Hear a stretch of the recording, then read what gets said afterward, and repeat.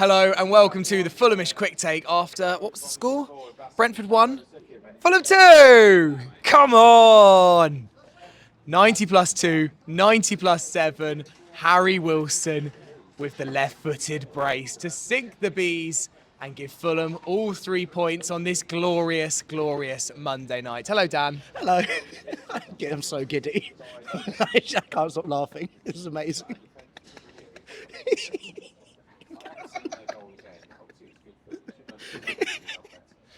What a day.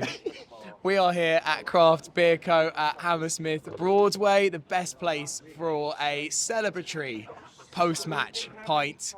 Dan Cook, what are you drinking? I'm having a Flensburger Pilsner. Delightful. How much sweeter does it taste knowing that we've got 3 points in the bag against them lot? I like. That's one of those moments, isn't it? Like, it just is one of those Fulham moments that no one's ever going to forget. I like the cottage bouncing, just like it's been a long time since we felt it like that, and just so deserved. Like maybe a bit of a stretch to say we deserve to score 2 goals in added time. We played all of the football. And we made the mistake of going behind against Brentford in this game, where you know what they're going to do after they go ahead. And just to keep going, to not give up. And Marco Silva making what I think is a really unusual substitution, bringing Harry Wilson on. Not the fact he brought him on, but the fact that he played him through the middle. He played him sort of in that 10 role. And Harry Wilson said it after the game. He said, Marco told me to go on and get into the box and get into goal-scoring areas and let the wide men stay wide. And I mean, we've been screaming. How long have you been screaming for Harry Wilson to play through the middle? But what a masterstroke. And 2 ridiculous finishes. 2 ridiculous finishes. Oh. I mean, the scenes in the Hammersmith end, it was like the last days of Rome. It was just incredible. As you say, I don't know if I can ever remember Fulham scoring twice in added time to win a game like that. Maybe in the annals of time somewhere, but not as long as I've been supporting Fulham. I guess maybe think back to famous wins like Man City and the Great Escape, but even that wasn't both in added time. I mean, just unreal scenes. Be honest though, as the clock struck 90, Brentford are 1-0 up, digging in, and it just looked for all the world like it was going to end 1-0 to Brentford. Did part of you believe? Because there wasn't much belief left in me. I'll say that much. I'll be honest. No, honestly, I think past probably like 85th minute, I just kind of got to give them credit. Whilst I hated the way they played that game, they defended really well. Like, I thought Ethan Pinnock was superb at the back. I thought Nathan Collins was brilliant. We played into their hands a little bit. Like, the number of times we shifted the ball wide and put a ball into the box. Raul had no chance against those centre-backs. The same with Muniz when he came on. And I just didn't think it was going to happen. I didn't think we had the solution. And we sort of stumbled across the solution as well. It wasn't a great ball from Traore. Like, it was a bit of a hopeful ball. And then the flick. You said it just now. Dennis Odoi header, sort of the amount of time it takes that ball to travel from Harry Wilson's foot just over Flecken towards that back post. And where I'm sitting in the Hammersmith end, like, you have no idea if that's going over, if it's going wide, and just the way it nestles. And then everything that happens after that, the chaos, Fabio Carvalho shitting the bed in front of goal, and then us going straight down the other end and winning it. You could not write a better script. Yeah, I mean, it's one of those where it takes so much frustration. It takes almost feeling like you wanted to bang your head against a wall for 90 minutes. But in the end, when it happens like this, is the reason, for me, that you keep coming back to football. Like, that you renew your season ticket, that you deal with all the shit, that you pay the high prices, and you go through all the kind of crap away games. You watch the 0-0s. You travel up to Manchester and don't see all of now.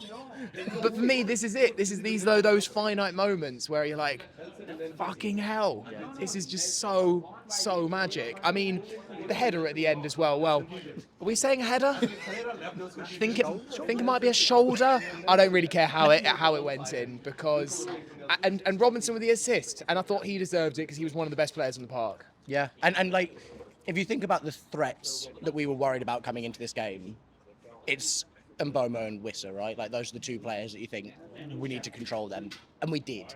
And I thought Anthony Robinson was superb down the left. I thought Kenny Tete was superb on the right, and it's really nice for Anthony Robinson. Just, that vindication of like the way he flogs himself up and down that left flank time after time, the number of times he makes a run down the left flank and doesn't get the ball, and just to keep going until the very, very last minute.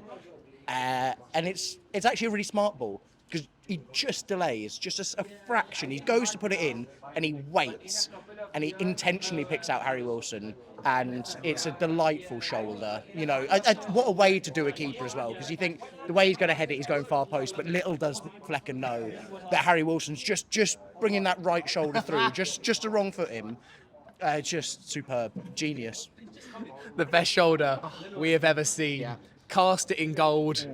Put it in the hospitality boxes at the Riverside. Harry Wilson's. Sasha Lukic. Put it just yeah. I mean, Dan, also, when you think about the difference that we could have been feeling, that we almost should have been feeling, you'd have seen Brentford go 4 points above us. We'd have still been in the bottom half of the table. We'd have been looking at all of these dropped points that we should have had. Now, up to 15 points from 10 games. Palace and Wolves to come.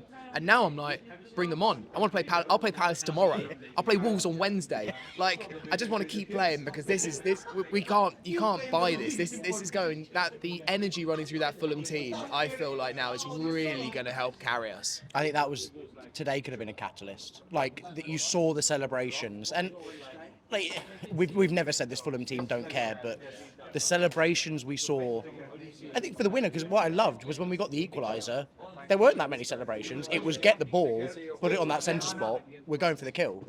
And I love that. I think that's a testament to Marco's mentality as a manager. But the way that everyone just joined in those celebrations when we won it, and then at full time as well, all the subs just charging on the pitch, running over to Harry Wilson. I think these are the moments in games that just push you on to something. I just say, like, Palace at the weekend, suddenly you're looking at it, you're like, oh, Adam Wharton's out, Eze's out, we're on fire, we've got something about us. Just play now. Just go and do it now. Let's get on the Thames link down to West Norwood. Let's go. I'm there. Before we started this quick take, the two people behind the mic were desperate to make this a 4 take. So to give them their moment in the sun, Drew, how happy are you? Hello. I am like a pig in muck, mate. I've got my drink. It's not a beer, but I'm sipping it, and I just can't. What I was saying on the way back, I don't think my body has sort of processed that I'm not upset. Like, my mind is really happy, but my body's like, I'm just exhausted, but in the best way. And Farrell, who has maybe had the second hardest working shoulder in Fulham tonight, who's holding the camera. Are you happy? Yeah, very happy. This is very meta right now, like breaking the fourth wall. It's just, everything about it is just so funny, isn't it? It, like, the manner of the victory, the way that they had their next hotter in the last minute moment with Fabio Carvalho of all people. I really wasn't expecting to be in this position on camera quite this long, Farrell. I was expecting like. Oh, you're not? I was more hoping for like 3 words, but. Well, I'm the one with the camera, so. You've had your moment. Do you reckon that bloke with the hotter in the last minute banner might just put that away? Do you reckon that Brentford fan who has that big flag that says hotter in the last minute, do you reckon that's going in the attic tonight? Or burnt? Can he just, tell us where did he curate his? We'll just get one made as well. Just Then scribble over it. Yeah. Wilson in the last minute.